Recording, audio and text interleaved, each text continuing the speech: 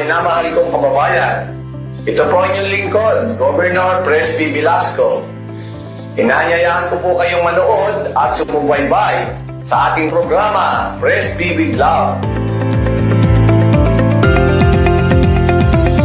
Ating pong tatalakayin at bibigyan linaw ang mga isyong napapanahon kaugnay po sa ating mahal na lalawigang Marinduque.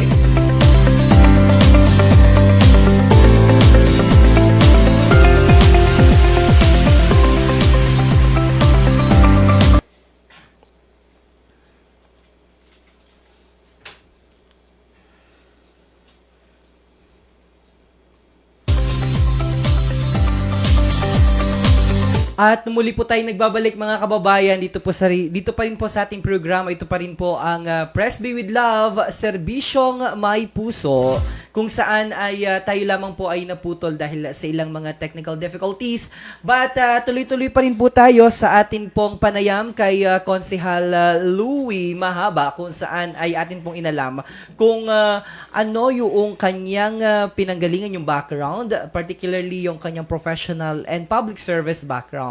And nabanggit niya na kanina ho ay sa ating panayam ay noong panahon ni Nanay Carmencita nagsimula ang kanyang panunungkulan sa ating pamahalaan. And eto na, sabi niyo po kanina ay nasa 20 years. Ang tagal. Oo. So, nais nating malaman, bakit ba from that particular, balik nyo nga ho kami doon, Konsehal, kung saan community affairs officer ka, and then eventually, bakit mo minahal yung ganitong pagsiservisyo? Bakit ka nag-decide na pumasok sa gobyerno?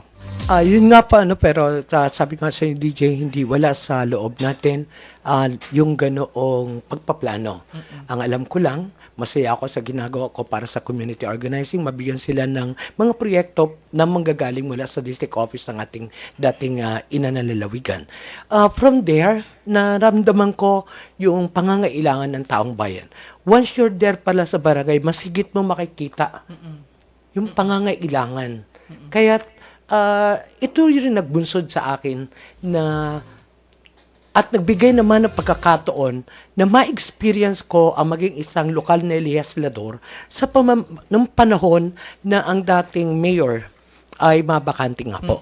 At ang aming vice mayor ay umangat at mabakante ang isa sa posisyon ng mga konsyal. Okay. And given the opportunity, ako po ang na-appoint bilang konsyal 2023-2024. So 2025, then I ran as a regular municipal councilor. Ayun, so that's the story. Opo. And then afterwards, so, noong kayo ay, dire-diretso yun, graduate kayo Tapos doon. graduate ko po yun. Okay. And then pagkatapos, ano nangyari? Another 3 consecutive years na kung saan minahal ako ng tao. Yung pala ang pagiging politiko hindi lang dahil sa mapera ka. Ang kailangan nila, katulad sinasabi kanina ni Vice, kailangan nandudong ka sa kanila. Na sa lahat ng pagkakataon, kapiling kanila. Minsan po kasi parang baliwala sa kanila yung ano yung mga ordinansa na ginagawa ninyo. Hindi namin alam yan. Pero mas gusto nila, katulad ng ginagawa ko po in every day of my life and every week, talagang I sees to it na mayroon akong 3 o 4 na barangay na nabibisita, nakakausap at nagre-report ng aming mga accomplishments. Ang aking mga kasamang konsyal, ang inyong lingkod, kung ano natapos namin sa konseyo ay pinapaliwanag natin sa taong bayan. At ano ang kahalagaan nito? Ayun. Okay. So, pagkatapos nun, nag-attempt kayo, I understand, na kumandidato rin before sa mas mataas na posisyon kasi nga kayo po ay nag-graduate na. And then, pero eventually, bumalik ko ulit kayo. At eto na, inabot na kayo ng 20 taon sa Sangguniang Pambayan. Ibig sabihin, mahal kayo ng mga tao kasi binabalik ko kayo. Kasi di ba yung iba, kapag nakapag-servisyo na, ay sabihin ng mga tao na, ay nakapag-servisyo naman na yan, ba't pa natin abalik? Pero kayo, binalik kayo ng ating mga kababayan. Ano siguro yung nakita ho ng ating mga kababayan, bakit paulit-ulit na binabalik si Konsehal Louie Mahaba sa Sangguniang Pambayan pambayan. Actually talaga pong hindi ko rin maisip. Pero ang ano nga po is, kailangan din pala natin talaga ay bumaba sa level nila. Kasi mas tinitingnan ng ating mga mamamayan ay hindi lamang dapat nasusukat sa talino. Sinasabi natin na gagawin mo para sa bayan. Kailangan din nila ay karamay.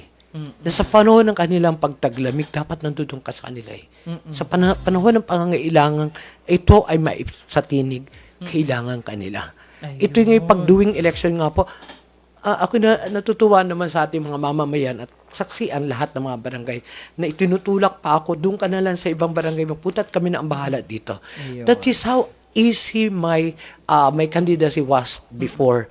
Hindi po ako nahirapan sa election sa tulong na rin mismo ng ating mga kababayan. Ayun. Pagtitiwala at pagmamahal.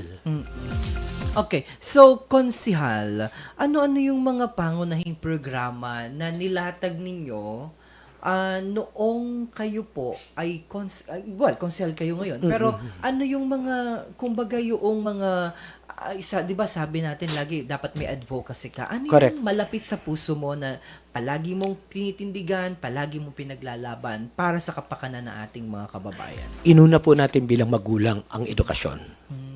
Dahil noong mga panahon din pong ito, ako'y konsehal, ako din po ay part-time na guro ng Marinduque State College at ng ESTI.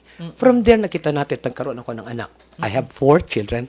Mas higit kong naunawaan ang pangangailangan at problema ng ating mga magulang, lalo na sa pag-aaral. So, sa panahong ito ng aking pagtayo pa lamang, ay doon natin umpisahan ng scholarship program ng Bayan ng Buwak. Nung pinagtibat, lalo pang pinalakas ng 11 Sanggunian sa pamamagitan ng pagko-codify nito at nasigit na malagyan ng tamang pondong kaakibat para sa pagpapatuloy ng ating ordinansa. Dito rin nakita natin ang mga batang laog dito sa plaza nung araw. So, magamat sabing nila naging malupit ako, pero para sa akin tinitingnan ko ang kapakanan ng mga magulang at makapagtapos sa mga mag-aaral. Ang truancy ordinance na nagbabawal sa ating mga estudyante na lumabas sa mga oras na sila may klase. Ginawa po natin ito at nabawasan ang gulo, ang laog ng mga bata dyan sa plaza because of this particular truancy ordinance. At marami pa. Ikaw ang author nun. Opo. At ganun din po yung mga pag-iinom sa mga kalye and everything. Lalo na sa mga, dito rin sa plaza nung araw eh. Alam mo naman nung plaza natin nung araw talaga, ang mga estudyante, may gulo. So, yun, sila ang una kong binigyan ng pagkakataon. Tingnan kung paano natin, dahil para sa akin, matulungan mo ang magulang, natulungan mo ang bata. So, pareho lang eh. At marami pa pong iba na mahirap na rin po nga din sabihin lahat. Ayan, ang daming handa ni Konsehal Louie, ang daming baon-baon na mga sources at siguro naman nararapat dahil talagang napakarami. Kaya nga, kinukonsidera natin ito na senior legislator. Maliban sa intellect niya na mayroon, ay talagang yung kanyang karanasan sa paglilingkod para sa ating mga kababayan. Pero balikan ko lamang ho dun sa tanong na yun, sa maliban ho dun sa edukasyon, alin yung parang nakita mo na hanggang ngayon, na alam ko marami, pero yung napapakinabangan at nabalik yung ating mga kababayan, Konsi, dahil sa ordinansa mo na ito, ay natutulungan pa rin kami hanggang ngayon. Kasi syempre, ang pinag-uusapan na natin dito, yung tagal mo na sa serbisyo. Opo. Yung huli kong komite, ang ating nutrition, ay ating halos karamihan po ng ating mga ipinasa na mga ordinansa ay natuon sa nutrition program ng ating munisipyo, na kung saan sa panahong hawak natin ito at sa panahon din ng pagsusumikap ng 11 Sanggunian ay patuloy na nagiging awardee ang Bayan ng Buwak sa mga nutrition programs na ating ginagawa. At ilan po dito ay yung pagtukoy na yung pagbabawal natin ng mga pagkain at binibenta sa schools, yung mga junk foods and everything, atin pong ipinagbawal ito. At pinipilit din po natin na magkaroon ng mga pundo para sa ating mga feeding programs, para sa mga ina. Lahat po ito, yung breastfeeding, inanong po nating ordinansa, para sa mabigyan naman ng tuon ang pangangalaga ng ating mga feeding mothers. At nandito na rin po, siguro kung babasahin ko lahat po ay medyo talagang madami-dami. But nevertheless, Kukulangin ang ating Opo. oras. Pero, Opo. ano po yung At mga... yun naman po yung pwede nating iulat sa mga panahon at bibigyan na tayo ng pagkakataong humarap sa bayan Ayun. upang makapag-ulat at makapagsabi ng mga plataforma ng gobyerno na ating nagawa sa sa loob ng ating pananungkulan. Ayun. Okay. Pero yung sabi nyo, yung sa inuna mo yung edukasyon. Pagdating sa Yes. edukasyon, may mga specific like mga scholarship grant or aid para doon sa ating mga kabaranggayan. Opo, so we cease to it po dito sa atin sa munisipyo. Ang ating po namang pamahalaang bayan ay nagkulang. Nag-umpisa po siya sa 5, naging 10, dumami. Nabigyan din po ng ating sangguniang bayan ang pagdagdag na 100 estudyante para sa grade 11 sa mga makabagong programa ng ating DepEd, ang grade 11 and grade 12. We have 100 grade 11 and 100 grade 12 na sinusuportahan po financially ng ating pamahalaan. And our concentration na mapalawak pa ang iba pang scholarship program. Naniniguro po ang inyong lingkod at naniniguro ang Sangguniang Bayan na laging may pondo para sa scholarship program. Oo. In-institutionalize. Opo. Ayun. Cons, ngayon, ikaw ay kumandidato bilang bukal. Opo. Bakit ba, sabi mo, naka 20 years na, marahil magtatanong yung iba nating mga kawin, naka 20 years naman na si Konsehal Louie sa Sangguniang Bayan. Bakit this time? What made you decide running as a board member of the first district of the province? Sa totoo rin naman pong buhay, ang pagiging isang bukal ay hindi na po bago sa akin. Sapagkat noong ako po ay tumayo bilang presidente ng Councilors League, ay nagkaroon na rin po tayo ng pagkakataon na maging bukal. So sa mga panahon po yun na ipasa natin, natulungan po natin ang ating sangguniang kabataan noon in the person of SK Pangulo Siena na mga itayo po yung SK building. At ganun din ang pagdideklara ng Battle of Paye as an official holiday sa ating lalawigan. So, yan po yung mga una kong ordinansa doon. Naging, ano tawag dito ay, ex officio Apo. kayo. Ano Kapalit yun? po ni, namamatay po si Mayor Pampilo. Pampelo. Our president was Councilor Raza. Okay. Ang tatanda na namin, no? Si Councilor Laza po, ako po ang kanyang vice president. Took the position Okay. since. Naging vice mayor siya ng bayan ng Torrejos at ako naman ang naging ex officio member sa Sangguniang Palalawigan. Ayun pala So, ang kwento. normal na po sa akin ang Sangguniang Palalawigan. Ayun. And nung nandun ka ito na, nung nandun ka sa, maliban doon sa pagdedeklara ng July 31st as Battle of Battle of Paye Day, siniselebra ho yan natin.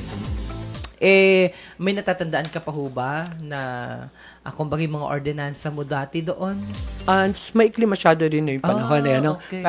I believe there is 3 only na I was able to. Tapos may naiwanan ako under the committee. Okay. So, maliban ho doon, ano pa ba yung babaunin ni Konsehal Louie o isusulong ni Konsehal Louie ng mga plataforma de gobyerno pag siya ay binigyan ng pagkakataon ng ating mga kababayan na muling ibalik, parang kanta yun, na muling dalhin at manungkulan, pero this time as a regular member. Of the Sangguniang Panlalawigan. Tayo po'y nangarap at sabi ko nga, pinanday ng panahon sa ating tungkulin. Naniniwala po ako na nandudun pa rin pa ang aking kakayahan. Pero sa pagbanghay ng kung ano ang gagawin, ako po'y nandudun sa prinsipiyong dapat ay may malinaw na executive agenda upang umugnay ang pagsasagawa ng aking gagawing legislative measures. Dapat lagi siyang nagko-complement. So, but nevertheless, ako naman po rin ay naganda na ano yung mga proposed bills or ordinances na dapat nating itaguyod pag nagkaroon tayo ng kapangyarihan tayo iluklok bilang isang bukal. At ang if you don't mind, ang ilan dito siguro po ay mababasa na rin at Available na? Yep. Ang isa po dito sa nais ko at nakita natin, again, for education, ay titingnan natin ang kalagayan ng ating mga estudyante. Lumawak at lumaki ang Marinduque State College. Di po baga, naging Marso. But, tayo po ay magpapanukala ng pagsasaayos na pag-regulate ng mga tahanan ng mga estudyante mula sa iba't ibang bayan. Ito po yung ating i-regulate ang magiging tahanan ng mga ating estudyante na bigyan natin ng tapat na proteksyon bilang mga estudyante dahil malayo sila sa magulang. So, I have drafted the ordinance already. I have all the bodies at isa na po nga ito sa ipapanukala. Bigyan proteksyon ang ating mga borders. From maraming aspeto po nakapaloob doon sa pag-aari, yung protection nila sa oras, regulasyon, polisiya ng isang dormitory or boarding houses para maprotektahan po ang ating mga anak. Ayun. So, isa lamang ho yan. Isa pa lang po yan. And So, ganun meron din pa po. kayo naisip? Opo, just the same, education pa rin. The establishment of a night high school for every municipality. Establishment po ng night high school. Bakit po? Sa datos po natin, at dito karaniwan sa atin sa Marinduque, ang mga panganay ay naglalaan ng kanilang oras para sa kanyang mga kapatid. Sila hindi nagtatapos, sila magtatrabaho. So, yung mga panganay, bigyan natin pagkakaon. Isa na rin po itong dahilan kung bakit pinalakas ko yung ALS sa bayan ng Buwak. Gumanda ang ALS sa panahon ng ako ang chairman ng Committee on Education. Nirepresent ko sila mabuti. Dito din po yung establishment ng night high school, marami po tayo nakikita at nakikilala na mga di po tapos ng high school, nagtatrabaho. Nadideprive po sila sa right. Kaya ito po sana mabigyan. At na pinag-aralan ko po, nakipag-ugnayan po tayo sa Santa Cruz, sa Santa Cruz Institute.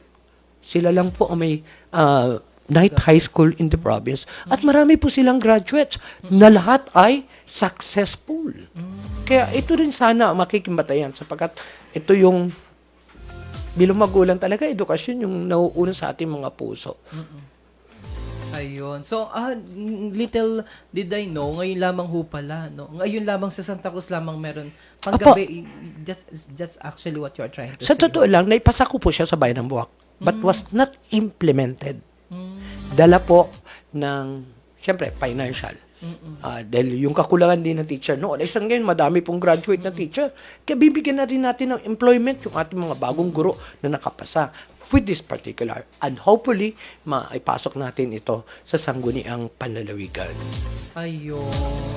Okay. So, meron pa ho ba kayo na baon-baon? Ay, madami Ang rami, oo. Yung para yung magbibigay at hindi makakalimutan si Konsehal Sir Louie Mahaba.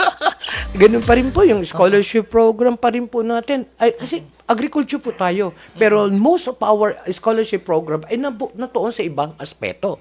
At bibigyan po natin ng particular na attention ang scholarship po ng agriculture. Doon po tayo. Iilan na lang po ang ating nagmamahal sa agrikultura. Paano yun doon sa Torrijos, yung agriculture Po, natin? marami po tayong estudyante yung taga-Buwak na nag-aaral. Tapos, dahil doon sa kontrata po, automatic na magtatrabaho sila sa kanilang local government unit in 5 years para mapakidambangan yung kanilang mga ibinigay po nating tulong sa kanila sa kanilang pag-aaral. In return, magsiserve po sila sa community. At ilan na ito nahinto dahil yung appeal nga po ng mga bata, iba na yung technology ang gusto nila. So, yun yung aking encouragement ngayon na palakasin natin ang agrikultura dahil ito yung buhay at kayamanan ng Marinduque. Totoo naman, I totally Apo. agree. So, yun magdadagdag pa ho ba tayo ng bilang ng mga scholarship? Yep. Yan, kasi syempre ang tiningnan nyo, napaka-successful ho ng Bayan ng Buwak sa ganyang mga ordinansa at mga proyekto Opo. pagdating sa edukasyon at sa mga scholarship grant. Napakataas na, dumami na ang bilang. So, meron ho ba, kasi ngayon, ang tinitingnan mo na, bagamat kayo po ay representante ng First District, pag kayo po yung nandun na, ang titingnan nyo po, kabuuan na. Kabuuan na. Oo, isang kalahatan na. So, papaano ho yun? Papaano nyo i-workout yung ganun? Kasi, ang kaakibat ho niyan, syempre, yung may corresponding funding po yan. Correct po. At kaya nga po, maging doon sa ating environment, no, ipapasok po din natin sa mga pangyayari natin dito ang isang ordinance sa bill na magre-regulate sa quarrying. Bagamat maganda, katulad kanina, the first time na nagkaroon ng ating lalawigan na makabuo ng isang code para sa environment. Kaya lang, may magandang portion doon. Bagamat hindi maliwanag, who will be liable? Paano yung regulasyon ng quarry? Sapagkat karanasan namin dito sa Buwak, basta hinukay lang, wala na. So, with this particular bill of ours, ay dito natin bibigyan ng tamang pananagutan, regulasyones, at papaano ang dapat ginagawa ng ating mga contractor in having this quarry. Nais ko din tingnan din po dito, nabisita po natin ang bayan ng Gazan. Ang protection po ng ating mga waterfalls na dapat ay mabigyan tuon. Na dapat ay may mga panahon ang ating mga pagbisita ng Marinduque, dapat pa Moriones Festival lamang. Dapat din tinitingnan ang iba-ibang mga angking tanawin mula sa iba't ibang bayan ng ating lalawigan. Iba-iba din ang panahon ng kanilang pag-usbong. Nakita ko yung falls ng ng Tigyon. I silip January, February lang pala may tubig. So, ito yung panahon na tag-ulan. So, mapapanahon na dapat ay malagyan. May nakita kong kuweba doon na napakamahal ng tawag dito. Entrance fee? Yan, nest ng ng yung ibon, bali sa ibon, sayaw. So, I drafted an ordinance in protection at maging hanap buhay din. Mapoprotektahan na yung lugar, magiging hanap buhay pa ng mga mamamayan. Sapagkat yung mga bagong silang, naranasan ko sa asawa ko, doon kami bumili eh. Nakita ko yung ang dami po pala. Maging dito po sa Buwak. At sa ibang bayan, I know, marami pong balin sa sayaw. Hello? And we have to protect that. Apo. Si Gov po ay nasa linya ulit, Conse. Sige po. Nakikinig, napapakinggan niyo na po si Gov. Ano po?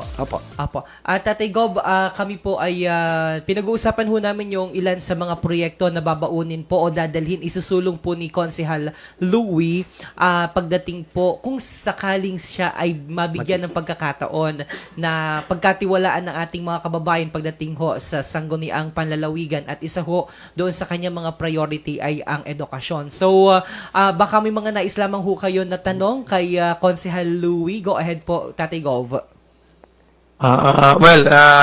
Talagang ating binibigyan ng importansya yung edukasyon. Pero ano ba yung may suggest mo, magiging bukala, Louie, kung paano natin mapapaganda ang edukasyon natin dito sa lalawigan ng Marinduque? I'm trying to look at the possible strategies para talagang maging quality education ang maibigay natin sa ating mga estudyante. Oo, nakikita mo magandang strategy.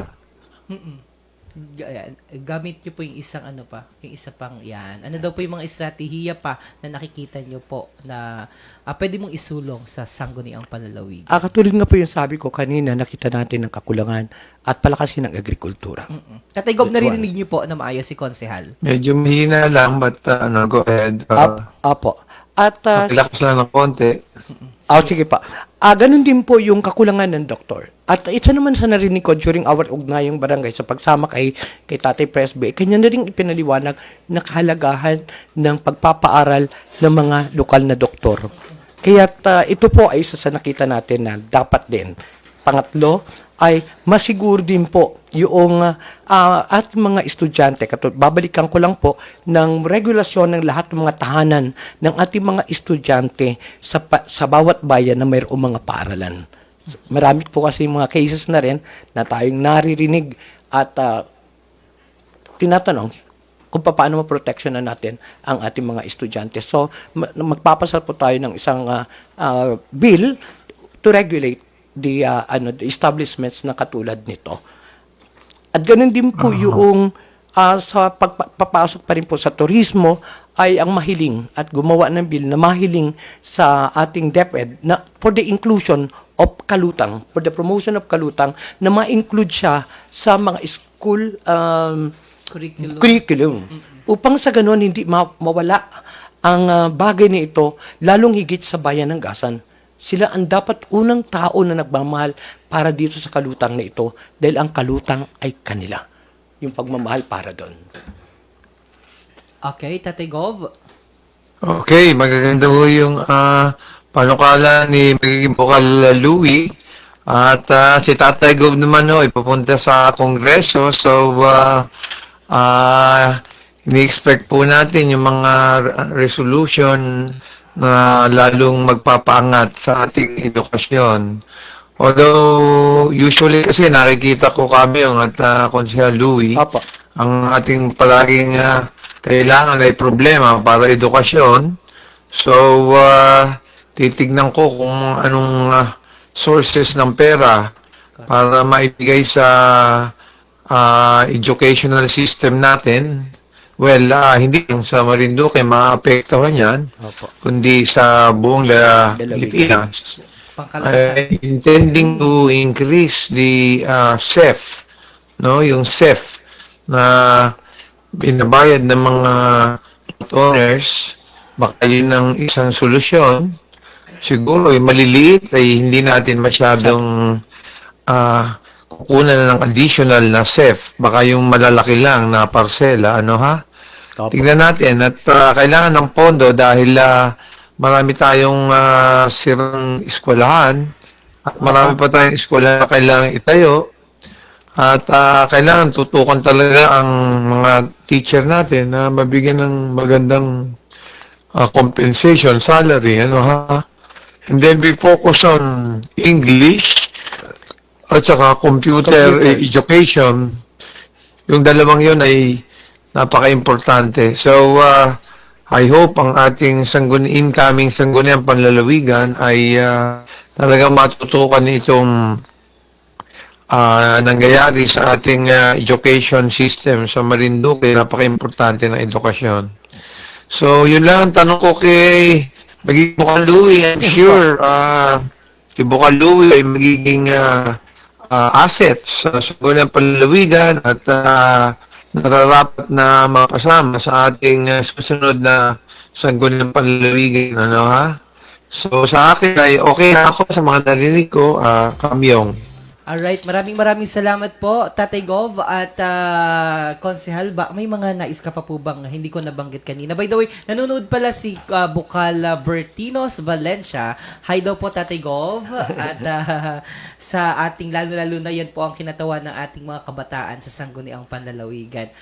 Meron ka po nakalimutan? Siguro, DJ, ano na lang, pahapyaw. No? Una ay, ito, naharap tayo sa festivals of festivals. Ito isang sinatuunan ko na tiningnan na pagdating sa turismo din, na dapat ang ating turismo, ang ating festival ay may sariling musika na hindi ginagaya mula sa ati-atihan, mula sa ano. Kasi yung festivals of Marinduque, iba-iba. We have Kalutang, we have Bila-Bila, we have Seafood Festival, pero we are using drums which is not ours. So, from this, papasok tayo ng isang bill upang sa ganun maisagaw at malapatan ng tamang musika ang mga festivals na mayroon tayo. And last maybe, tinitingnan ko at nag-research pa din ako sa kodifikasyon ng land use utilization ng ating lalawigan. This is in pertains dun sa pagbulusok at pagganda at pagbukas ng ating mga kalsada. And this could mean so much. Bakit po? Papasok ang lahat. Komersyo, everything. So, dapat dito po ihanda ang mga lugar saan sila dapat. Ang bayan po ng Buwak ay sikip. So, pinakikita natin, binigyan dahil sa sipag at pagpupunyagi nga po ng ating congressman at ng ating governor, maging ang pamahalang panlalawigan kung paano natin ito naiangat. Ito rin ang magbubukas sa panibagong pinto ng pagbabago. Pagpinto ng industriya, ng business opportunities. Komersyo. Opo, komersyo. Magbubukas talaga. Kaya ito rin po yung tinitingnan natin. Dapat makita na rin natin ang mga lugar na dapat nilang mapaglagyan upang sa ganun ay maregula pagdating ng kaganapan. Dahil pangarap magtayo ng ilang negosyo, may dapat ay nasa tamang lugar na hindi nakaka-apekto sa lahat ng ating mamamayan. Those were some of na listed na tinitingnan natin, pinag-aaralang pasok sa sangguniang panlalawigan para sa kapakinabangan ng lahat ng ating mga mamamayan. Ayun, ako. And for sure, kagaya nga ng binanggit ng ating Tatay Gov, ay veterano ka na dyan. Hinulma ka na ng panahon at ng karanasan. Ano po, kaya sabi ni Tatay Gov, magiging epektibo, produktibo na miyembro ng Sangguniang Panlalawigan. Yan po si Konsehal Louie Mahaba. At bago namin ikaw tuloy ang bitawan, Konsehal Louie, ano po ang nais mong mensahe para sa ating mga kababayan, lalong-lalo na dito sa una distrito ng lalawigan ng Marinduque? Muli po ang inyong lingkod, bagamat pago'y luma na, ay muli kumakatok po. Bigyan niyo po ng pagkakataon na ako po ay mabihisa ng inyong pambirang kapangyarihan na maging representante ng District 1 bilang bukal upang sa ganon, ang boses ng bawat isang mamamayan, ang boses ko, ang siya maging batingaw na alingaw-ngaw doon sa sangguniang panlalawigan. Mahabang buhay po sa inyong lahat. Maraming salamat. Mahabang buhay, Konsehal Louie Mahaba. At yan po si Konsehal. Baka may gusto kang i-shout out, mga mahal mo sa buhay. Go ahead. Si Siyempre, my Justice. family. Yeah, Justice, my Oh. family. Lahat po naman sila. Hindi nga nila alam na nandito ako. But anyway, yun lang. Siyempre, bago ang lahat, yung yung suporta ng pamilya ay napaka-importante sa ganitong klase ng laban. Correct. And gusto mo siya lang i-shout out? Oh, maraming salamat sa aking mga kapatid, Ganun. Sa aking pamilya, sa aking mga anak na nag-iisip kung ano daw ang t-shirt na gagawin nila. But anyway, thank you. Maraming salamat po. Maraming Yaan si salamat. Konsehal Louie Mahaba nag-file ng kanyang candidacy sa pagkabukal ng una distrito. And babalik ho natin kay Tatay Gov bago tayo magtapos para sa kanyang mga panghuling mensahe. Tatay Gov, go ahead po. Well, maraming salamat kapatid Namyong. Maraming salamat kay Vice Governor Ling Angeles. Ang napakagaling nating bukal, engineer na ating isang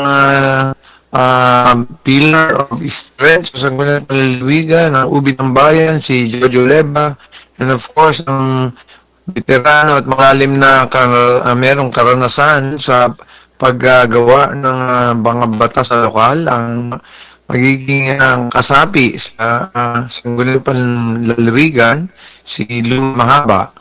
So sa ating pong mga nakikinig, mga kababayan mula sa ating bayan ng Santa Cruz, Torrijos, ating pong Binabista, Gasan, Guapog. Ito na po ang katapusan ulit ng isang episode ng Press Be With Love. And of course po ay tuloy po ang paghahanap natin ng solusyon. Importante po na magawa ng solusyon itong ating nakaka-apekto sa ating mga kababayan tulad po ng flooding. Ay titignan po natin yung mga solusyon kaagad at kailangan ng action kaagad. Patuloy po ang paglilinis ng mga kanal at ilog. Patuloy po ang importanteng paglinis sa Buwak River at lalo po sa Mugpog River. Ano po? At yung mga creek po at mga ilog ay kailangan pong palalim para po umatos kaagad ang tubig at hindi makapinsala ang flooding. Tinututukan po natin mabuti mga kababayan dahil nga po ayaw po nating mapinsala ang ating mga kababayan. And of course, patuloy po ang pag-ilaw natin doon sa mga kalsada sa iba't ibang barangay, lalo po doon sa mga ilaya, sa mga kalooban po. At kailangan pong mabigyan ng liwanag ang mga street po, mga kalsada, mga farm to market roads at delikado po kahit sa gabi. At po ay sinabihan ko mag-widening po ng barangay roads at mahirap po masyado makitid. Ay tutuloy po natin yung landfill para po masalo ang problema ng anim na bayan. Yung problema sa mga transportasyon ng mga barangay sa malalayo, iniisip po natin na bibigay ng isang sasakyan na magagamit po ng mga kababayan. Sa ating pong digitalization ay patuloy po at importante po na ang ating mga sistema at proseso ay mapabilis at ang ating mga kababayan ay hindi mahirapan sa pagbabayad sa pamamagitan ng ating mga program sa computer. Lalo pong mapaganda ang pagkolekta ng mga taxes at lalo mapaganda ang pagbibigay ng serbisyo. Patuloy po ang tutok natin sa trabaho at pagdinegosyo ng ating mga babayan. Dahil yan po ang ating katungkulan. Kailangan po natin mabigyan sila ng malaking pagkakakitaan. Patuloy po ang pagbibigay ng dagdag na kaalaman sa pagkita. Nandiyan po ang TESDA and we intend to bring the services to the barangay. Nakita na po natin how effective it is. Nagdala po tayo ng maraming doktor at mga abogado at nandun po ang dami pong gabi po ng serbisyo natin. Ano po? So, ito nga po ang Press Be With Love. Kasama po si Congressman Lord Alan Velasco, si Vice Governor Lynn Angeles na dapat po natin ipagpatuloy sa at galing po karanasan at sa pagmamahal sa bayan at sa lalawigan.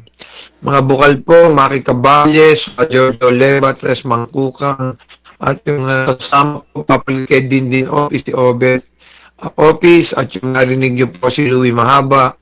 Dito naman sa District 2, Imaeli, Meling Cabo, Mercy Real, Danny Red, at sasabay po si Kuya Jo Morales. So, maraming salamat kapatid na Ma'am Yo, sa pagsuporta dito sa ating programa. I am sure maraming natutunan ng ating mga kababayan. Salamat sa family ng Marinduque News Network. Maraming salamat mga kasanggadyan at kabalikat sa inyong sakripisyo. Maraming salamat po sa ating mga nakikinig. Palagi pong iwas sakit. Magkaroon tayo ng panahon para mag-test po sa ating mga hospital, blood test, x-ray, ECG, para po iwas sakit. Ayun po, stay healthy po tayo. Papasok po ang Chinese New Year, January 28. Happy Chinese New Year. We always hope, we always pray, na lalo pa tayong aatenso, giginawa po ang buhay ng ating mga babayan, at patuloy po ang pagunlad ng Marinduque, ang ating adikain, hindi naman second class province, kundi first class province. So sa inyo po lahat, ito po si Tatay Gov Presby. God bless all of you, at magpakaingat po tayo. Iwas sakit, mabuhay po kayong lahat. Maraming salamat po, Tatay Gov.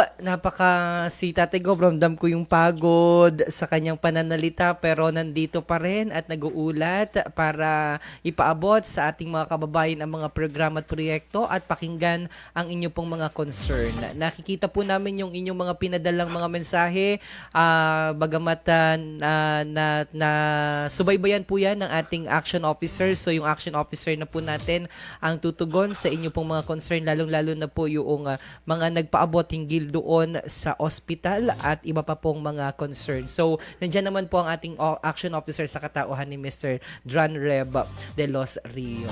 And bukas po mga kababayan, ang tabayanan po ang inyong lingkod dahil makakasama rin po ako ni Tatay Gov sa ating programang Presby with Love, Servisyong May Puso, sa atin naman pong radyo natin Santa Cruz, dyan po sa ikalawang distrito naman. So, magkakitaan at magkarinigan po tayo. Alas 4 po yun ng hapon hanggang alas 6 po ng gabi dyan po sa radyo natin Santa Cruz. Once again, God bless everyone. Mabuhay po ang bawat Marinduqueño saan mang panig ng mundo. Sa bahagi ng technical, Mr. Allen Pabelia, sa ating director, si Paul Christian Villaruel, si Sir Santino Latorena, at si Mr. Adrian Rosales, gayon din si Alfred Mingi, at sa lahat po ng mga taga-suporta. Hindi ko na po kayo masya-shoutout, ang dami pong nagpa-shoutout, pero sa susunod na lamang po na episode, magkakitaan po tayo sa darating naman po na Sabado. God bless everyone! We love you so much. Ito po ang Presby with Love, Serbisyong May Puso. Kamusta po kayo mga minamahal kong kababayan? Ito po inyong lingkod, Governor Presby Velasco. Inanyayaan ko po kayong manood at sumubaybay sa ating programa, Presby with Love.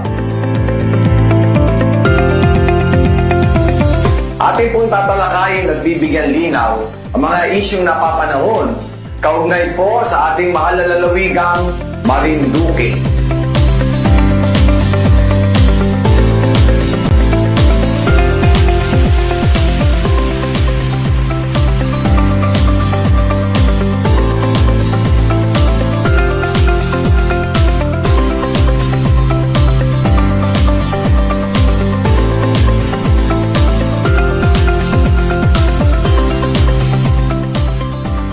Narito na ang programang maghahatid ng mga pinakahuli